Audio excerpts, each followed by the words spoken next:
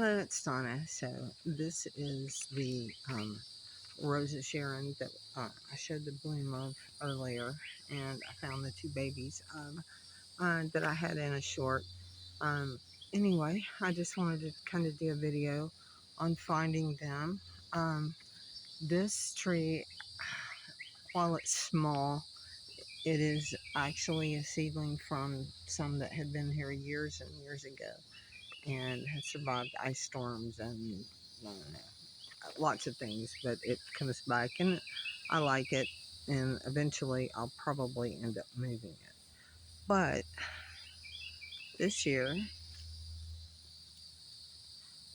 I found this, which is a baby right here, and this, which is a baby.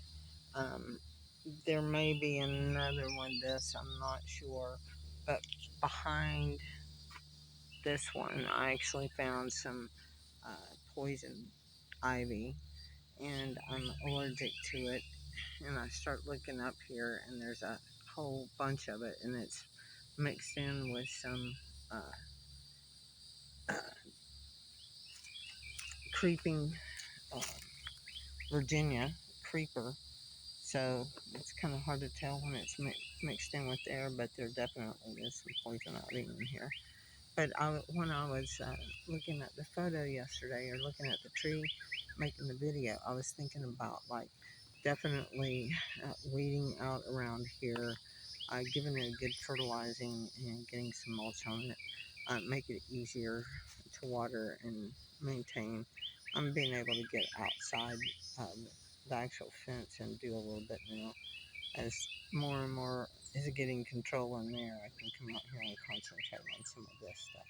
But I would love to be able to keep this Rose of Sharon growing good, and I want to be able to eradicate uh, like all of the poison ivy and stuff.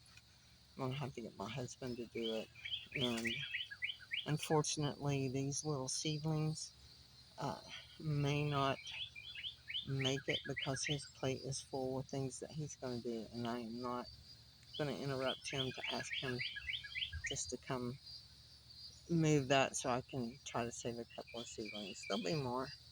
This tree is loaded, and I can't wait to show you the other Roses of Sharon that I've got. But until next time.